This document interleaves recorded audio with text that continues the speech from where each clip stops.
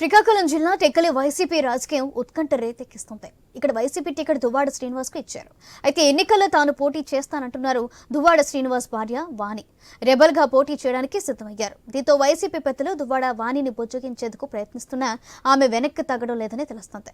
దీంతో రేపు సీఎం జగన్ తో వాణికి అపాయింట్మెంట్ ఇచ్చినట్లుగా సమాచారం. సీఎంతో మాట్లాడిన తర్వాత వాణి తదుపరి కార్యాచరణ ప్రకటిస్తారని చెబుతున్నారు. రైట్, ఇదే విషయంపై మరింత సమాచారం మా డిప్యూటీ ఇన్పుట్ ఎడిటర్ వాసు అందిస్తారు. వాసు, సౌజన్య, దువ్వాడ శ్రీనివాస్ సంబంధించినటువంటి వ్యవహారం అంతా కూడా వైసీపీకి తలనొప్పిగా మారింది. ఎందుకంటే టెక్కలి నియోజకవర్గం చాలా కీలకమైంది. అక్కడ టీడీపీ నుంచి అచ్చెన్నాయుడు పోటీ చేస్తున్నారు. ఈ నేపథ్యంలో దువ్వాడ శ్రీనివాస్ గతంలో కూడా అక్కడ నుంచి పోటీ చేయడం జరిగింది. ప్రస్తుతం ఎమ్మెల్సీ ఉన్నారు. అయితే దువ్వాడ శ్రీనివాస్ ఉన్నటువంటి విభేదాల నేపథ్యంలో ఆయన భార్య వాణికి ఇవ్వడం జరిగింది, టికెట్ ఇవ్వడం జరిగింది, అంటే ప్రకటించడం జరిగింది.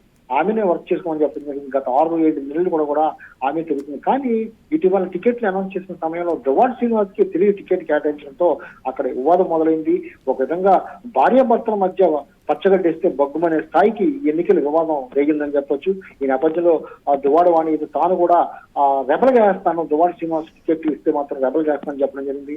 నిన్న ఇవాళ కూడా రెబల్ గా వేయటానికి ఆయన సన్నిధమైనప్పుడు కూడా మొత్తం వైసీపీ పెద్దలు అంతా కూడా నచ్చ చెప్పడం జరిగింది. అది కరెక్ట్ కాదు, ఒకే పార్టీలో ఈ విధంగా చేయడం, అది భర్త మీద అలా చేయడం కాదని నచ్చచెప్పే ప్రయత్నం చేసినప్పుడు కూడా ఆమె అయితే ఇంకా అలకవిన్నట్టు ఎక్కడ కూడా కనిపించట్లేదు. ఈ నేపథ్యంలో సీఎం కూడా ఉత్తరాంధ్ర పర్యటనలో అంతా సిద్ధం సభలో పాల్గొంటున్నారు. ఇవాళ కూడా విశాఖలో ఉన్నారు. మధ్యాహ్నం సాయంత్రం విజయనగరం వెళ్తారు. రేపు శ్రీకాకుళం ముగింపు సభ ఉంది. ఈ నేపథ్యంలో సీఎంను కలిసేందుకు ఒక 20 నిమిషాలు అపాయింట్మెంట్ ఇప్పిస్తామని సీఎంతో నేరుగా చెప్పిస్తామని కూడా చెప్పడంతో ఆమె కాస్త ఇవాళ నామినేషన్ వేయకుండా ఆగినట్టుగా కూడా చెప్తున్నారు. రేపు సీఎంతో మాట్లాడిన అనంతరం, అంటే సీఎం ఇచ్చే హామీని బట్టి లేదా సీఎం అని చెప్పిన దాన్ని బట్టి ఆమె నిర్ణయం ఉంటుందని చెప్తున్నారు. ఆమె అయితే ఎక్కడా కూడా తగ్గేట్టు కనిపించలేదు. ఎందుకంటే దువ్వాడ శ్రీనివాస్ కు గతంలో కూడా ఉన్నటువంటి అక్కడ వ్యతిరేకత అవ్వచ్చు, లేదా కేడర్తో సరైన సఖ్యత లేకపోవడం, దువ్వాడ వాణికి అంతా కూడా అనుకూలంగా ఉండటం, ఎన్ని నేపథ్యంలో ఆమె టికెట్ ఇచ్చారు. కానీ కొన్ని కారణాల వల్ల అక్కడ బలమైన అభ్యర్థిని దువ్వాడ శ్రీనివాస్ అని మొత్తం విచారణ చేసుకున్నంత కూడా, లేకపోతే సర్వేలు చేసుకున్నంత కూడా దువ్వాడ శ్రీనివాస్ కూడా జరిగింది.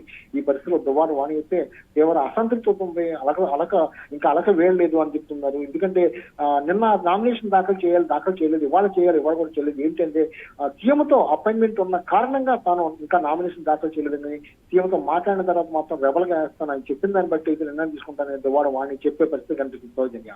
Right, thank you Vasu. Simhachalam గారు, ఇది ఏమైనా మీరు ప్రజలకు చదివి, ఇక్కడ వర్కర్స్ కి ఈ రకంగా చదివి వినిపించి మీరు సంతకాలు పెట్టించారా?